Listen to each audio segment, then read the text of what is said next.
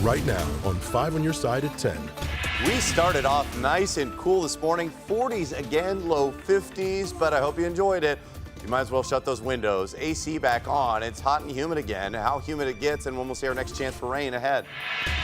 A full-on riot. I don't care what anybody says, those two people shouldn't have been out. Our I-Team investigates what went on inside the city's Justice Center, where inmates held a correctional guard hostage, and the response from jail guards.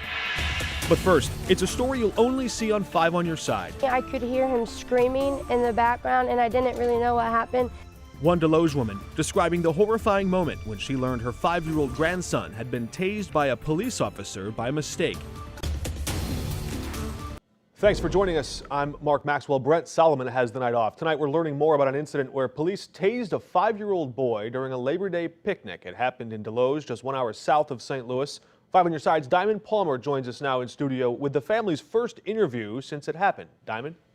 Mark, the 5-year-old's family says he's doing okay after being tased Saturday. They say the Deloge Police Department didn't apologize for their actions. And we do have to warn you, the video you're about to see could be disturbing for some viewers. I could hear him screaming in the background, and I didn't really know what happened. It's a mother's worst nightmare. Bystander video capturing the moments in which Zoe Fortenberry's son Jackson was tased. Video shows him on the left side of your screen with his uncle Jeremiah. Fun quickly turned to chaos at an annual Labor Day picnic. According to Deloge police, they deployed a taser at 2 men fighting that ended up bouncing off the ground and hitting 5-year-old Jackson. So we had just left, and like 5 minutes later, my brother had called me and said that he asked where we was and said that there was an incident and that we needed to come back. As soon as we opened the door and he seen that was me and his mom, he just grabbed a hold of us and started, crying. The family says the police never apologized for their actions, and they want to know why a taser was used in such a high traffic area. I just don't think tasers was necessary, especially in a crowd with a lot of kids and a lot of people. According to Deloge Police Department, the first taser strike hit one suspect successfully. When the officer fired a second time, intending to hit the second suspect, that's when it hit Jackson. A day later, Jackson is back on his feet and returning to normal activities. But his family says that doesn't stop the trauma of the situation. You don't want them to fear officers, so you have to let them know that they're not the bad guys. But then again, how do you explain how he was tased? As for what's next for the family, they say time will tell as the Deloge Police Department proceeds. Was everything done that should have been done? Is kind of why we're waiting on the investigation. Was this prevented or could have been prevented is the question. Now, the Deloge Police Department's chief was not available for comment today, but Jackson's family will plan to meet with police on Tuesday in hopes of getting more answers. Diamond, thanks. Tonight, police are asking for your help with information about a shooting that killed an 18-year-old man in North St. Louis. Police arrived on Cote Brilliant Avenue just before 8 last night. That's where they found evidence confirming a shooting did happen there. 18-year-old Moselle Lenore was shot in the chest and taken to a hospital nearby in a private car where he later died. Anyone who knows something about what happened is asked to call Crime Stoppers. About an hour later, police responded to another shooting, this time on Clara Avenue. Police say another 18-year-old was shot in the chest inside the lobby of his apartment building. The man is being treated in the hospital and is expected to be okay. Police did not say anything about what led up to that shooting or list any possible suspects. Tonight, our I-Team is getting a new perspective on a hostage incident inside the Justice Center back in August. An employee who knows all too well about what goes on inside says their bosses aren't being honest with the public. They sat down with our Christine Byers, telling her frequent failures are leading to a dangerous situation. It was a full riot. They can say what they want, it was a riot. This worker at the city's Criminal Justice Center asked us to hide his identity so he wouldn't lose his job. What he called a riot began at 6 a.m. August 22nd. 2 inmates attacked a 73-year-old guard and held him hostage in a shower. The I-Team obtained this footage showing how it started.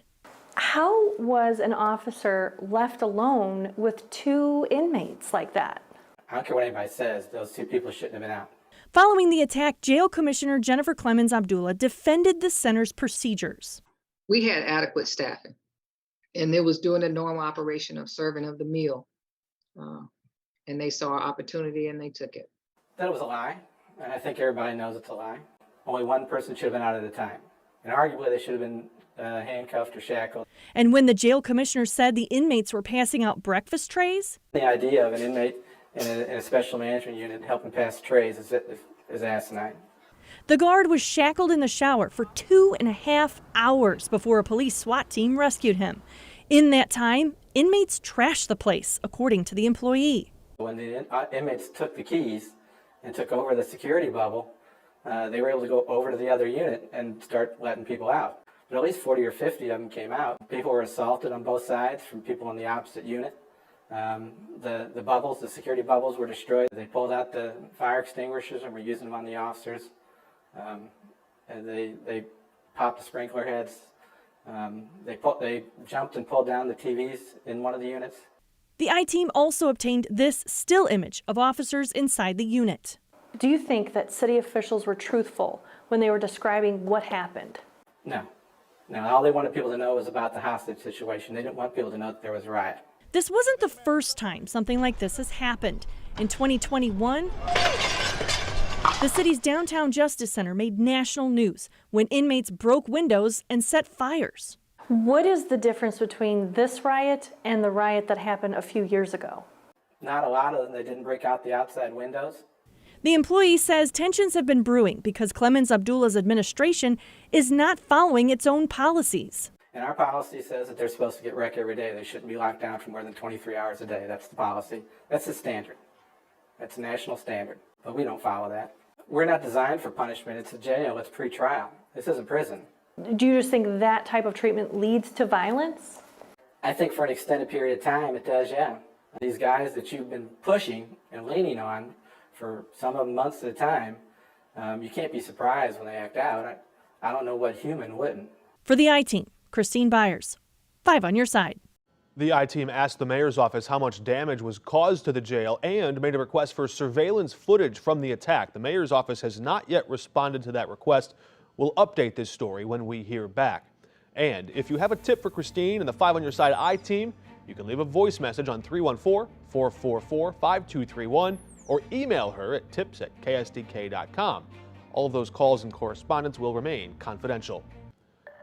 Nurses at SLU Hospital are poised to go on strike. Registered nurses voted Friday in favor of authorizing a strike if their concerns remain unresolved. Since May of last year, the nurses have expressed concerns about low staffing levels and a high rate of turnover. If they decide to strike, the nurses will give the hospital a 10-day notice to allow them plans for alternative, making room for patients.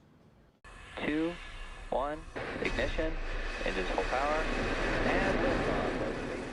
They have liftoff after a 2-day delay. SpaceX gets the green light for the U.S. Space Force's Tranche 0 mission this morning. The rocket carrying 13 advanced military satellites into orbit. Those satellites will provide global military communication and be able to track missiles.